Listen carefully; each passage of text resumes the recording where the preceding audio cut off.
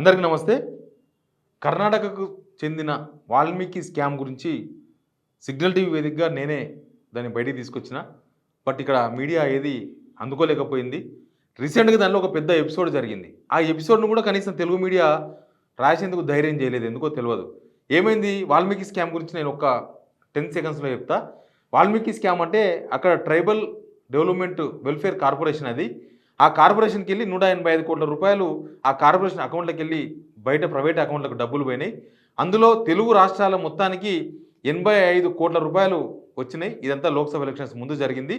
మన తెలుగు రాష్ట్రంలో పాటు మన తెలంగాణ హైదరాబాద్‌లో 45 కోట్ల రూపాయలు వచ్చినాయి. ఆ డబ్బులను కూడా కొంత కాంగ్రెస్‌కు సంబంధించిన నేతలు వాడుకున్నారు అనేది ప్రధానమైన ఆరోపణ. అయితే ఈడీ ఛార్జ్‌షీట్ వేసింది. అక్కడ గవర్నమెంట్ ఏం చేసిందంటే ఆ స్కామ్ బయట ఆయన మంత్రి కూడా నాగేందర్ అనే వ్యక్తి మంత్రి, ఆ ట్రైబల్ వెల్ఫేర్ మినిస్టర్. ఆ మినిస్టరు ప్లస్ ఆ కార్పొరేషన్‌కి సంబంధించిన ఇంకో ఎమ్మెల్యే ఉన్నాడు. వాళ్ళిద్దరు కలిసి చేసిన పని ఇది. ఆ ట్రైబల్ వెల్ఫేర్ కార్పొరేషన్‌లో ఒక ఎంప్లాయీ చనిపోయిండు, ఆత్మహత్య చేసుకున్నాడు. ఆయన ఒక 12 పేజీల లేఖ రాసిండు. ఆ లేఖలో ఇవన్నీ రాసిండు. అట్లే ఈ స్కామ్ బయటకు వచ్చింది. అక్కడ గవర్నమెంట్ సిట్ వేసింది. సిట్ వేసి అట్లాంటిది ఏం జరగలేదని చెప్పేసి రిపోర్ట్ చేసింది. ఈడీ ఇన్వాల్వ్ అయింది. ఈడీ ఇన్వాల్వ్ విచారణ చేస్తే చాలా భయంకరమైన నిజాలను బయటపడ్డాయి. దానిలో తెలంగాణకు కూడా డబ్బులు వచ్చినాయి లోక్సభ ఎలక్షన్స్ ముందు. అయితే ఇప్పుడు ఈడీ ఛార్జ్‌షీట్ వేసింది. ఈడీ ఛార్జ్‌షీట్‌లో చాలా విషయాలను ప్రస్తావించింది. ఆ ప్రస్తావించిన అంశాలే ఇంగ్లీష్ పేపర్లో వచ్చినాయి. మన తెలుగు పేపర్లు ఏవి ఇట్లాంటి వార్తలు రాయవు. కర్ణాటకలో ఒక గవర్నమెంట్ కార్పొరేషన్లో డబ్బులు, అక్కడ ట్రైబల్స్కు సంబంధించిన డబ్బులు, ట్రైబల్ వెల్ఫేర్కు వాళ్ళ డెవలప్మెంట్ కోసం ఉపయోగించిన డబ్బులు, ఆ డబ్బులు మిస్యూజ్ అయినాయి, ప్రైవేట్ అకౌంట్లకు వచ్చినాయి ఎలక్షన్స్ ముందల. ఆ వార్తను ఇప్పటిదాకా రాయలేదు. ఈడీ ఛార్జ్‌షీట్ ఇస్తే కూడా మన తెలుగు మీడియాలో 4 లైన్ల వార్త కూడా రాయలేదు. ఆ తెలుగు ఛానల్స్ కూడా ప్లే చేయలేదు. ఈ ఇంగ్లీష్ పేపర్లో రాసిండ్రు.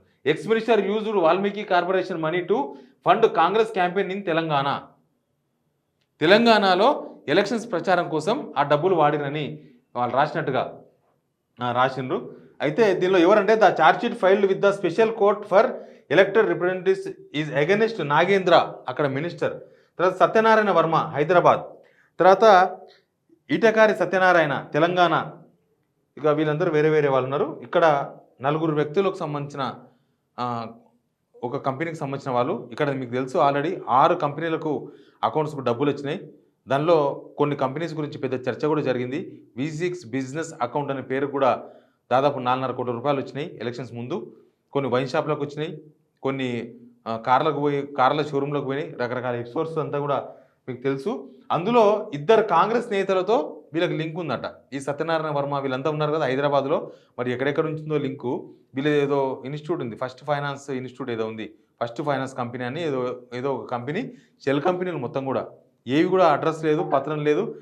V6 బిజినెస్ సొల్యూషన్ చూసినాం కదా, అది ఒరిజినల్ కంపెనీ ఏమో బెంగళూరు అడ్రస్లో ఉంది. దాని అకౌంట్ ఏమో బంజారాస్ రోడ్ నెంబర్ 12 RBL బ్యాంకులో ఉంది. ఎవరైనా ఆయన రోజు అక్కడి నుంచి వచ్చి బ్యాంకులో వేస్తాడు అమౌంట్. ఆయన డబ్బులు కావాలంటే ఇక్కడ నుంచి విత్డ్రాల్ చేస్తాడా? అన్నిసార్లు ఆన్లైన్ కుదరదు కదా. ఏ కంపెనీ ఎక్కడుందో అక్కడనే అకౌంట్ ఓపెన్ చేసుకోవాలి. మనమే కదా, మన ఊర్లో అకౌంట్ ఉంటే పక్క ఊర్లో అకౌంట్ ఓపెన్ చేసి ఇస్తారా? ఇయ్యరు. ఎందుకు? హైదరాబాద్లో ఒక దగ్గర ఉంటే నీకు నియరెస్ట్ బ్రాంచ్ చేయడను ఆన్నే అకౌంట్ ఓపెన్ చేసుకోవాలి. నేను అక్కడ పోయి చేసుకుంటా అంటే ఇయ్యరు. నీకు అక్కడ బ్రాంచ్ ఉంది, అక్కడ పోయి చేసుకోపో అంటారు.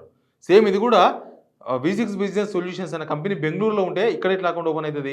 అది కూడా ఒక షెల్ కంపెనీ అనేది క్లియర్గా అర్థమవుతుంది. దీనిలో మొత్తం ఈ 20 మంది మీద అభియోగాలు మోపింది ఈడీ. 20 మందిలో హైదరాబాద్ సంబంధించిన వాళ్ళు కొంతమంది ఉన్నారు. వాళ్ళలో 2 కాంగ్రెస్ నేతలకు మంచి సంబంధాలు ఉన్నాయి అని చెప్తున్నారు. ఆ కాంగ్రెస్ నేతలు ఎవరో తెలియదు. ఆ కాంగ్రెస్ నేతలే కాదు, ఆ నాగేంద్ర అనే మినిస్టరు లోక్సభ ఎలక్షన్స్ ముందు ఇక్కడికి మన తెలంగాణకు వచ్చి తెలంగాణలో ఇక్కడ లీడర్తో సమావేశం అయినట. ఇక్కడ నుంచి 1-2 ఇంపార్టెంట్ లీడర్లు బెంగళూరు కూడా పోయినట ఈ పని మీద. మరి ఎవరు పోయినరు, ఏం కదా, దీనికి సంబంధించిన పూర్తి సమాచారం. సత్యనారాయణ వర్మ ఎవరు?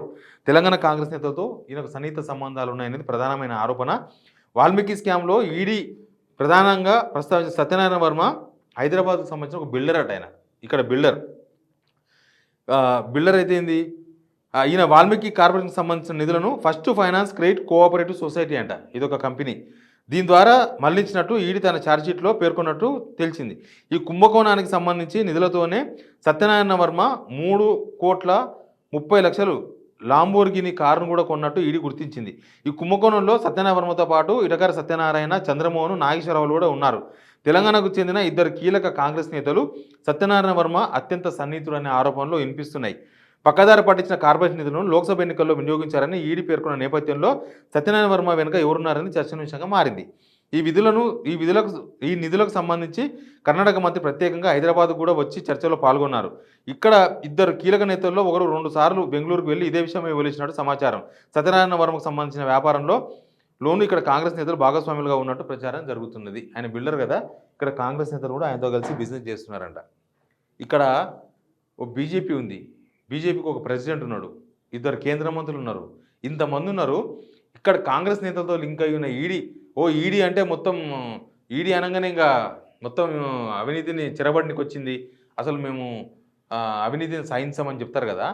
మరి అక్కడ ట్రైబల్కు సంబంధించిన డబ్బులు అవి, అక్కడ ట్రైబల్ డెవలప్మెంట్కి సంబంధించిన డబ్బులు ఇక్కడ ప్రైవేట్ అకౌంట్లోకి వచ్చి వాళ్ళు ఎవరితోనో లింక్స్ ఉన్నాయని చెప్తే వీళ్ళు ఎందుకు మాట్లాడతలేరు? అసలు ఈడీ కూడా ఇక్కడ దాకా ఎందుకు రాలేదు? ఇంకా విచారణ జరపాలి కదా. విచారణ జరిపితే ఆ డబ్బులు ఎక్కడ వాడినరు, ఎందుకు వాడినరు, ఎట్లా పోయినాయి తెలుస్తుంది.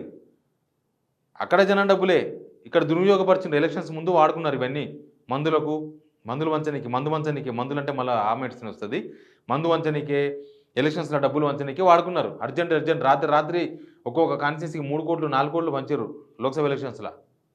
ఆ డబ్బులు ఇప్పుడు వాల్మీకి స్కామ్ డబ్బులు అనేది ఒక ప్రధానమైన ఆరోపణ. ఇది ఈడీ కూడా ఛార్జ్షీట్ వేసింది. ఏదో నేనేదో పేపర్లు వచ్చిన వార్త కాదు, నేను ఈ స్కామ్నే పేపర్లు వచ్చిన కర్ణాటక పేపర్లు చూస్తే బయటకు తెలిసిన వార్త ఇది. మన తెలంగాణ ఉంటే మనకేం తెలియదు. అసలు ఆ కాంగ్రెస్ నేతలు ఎవరు? ఇద్దరు. ఈ వాల్మీకి స్కామ్లో డైరెక్ట్ ఉన్న వాళ్ళు ఎవరు? ఈడీ వస్తుంది, ఇవాళనో రేపో ఎప్పుడో రావచ్చు కాక. కానీ ఈ స్కామ్లో ఒక పెద్ద డెవలప్మెంట్ ఏంటంటే ఇక్కడ వాళ్ళు దానిలో ఉన్నారు. ఇంకా నెక్స్ట్ ఏం జరుగుతుందో చూద్దాం. Please subscribe signal TV.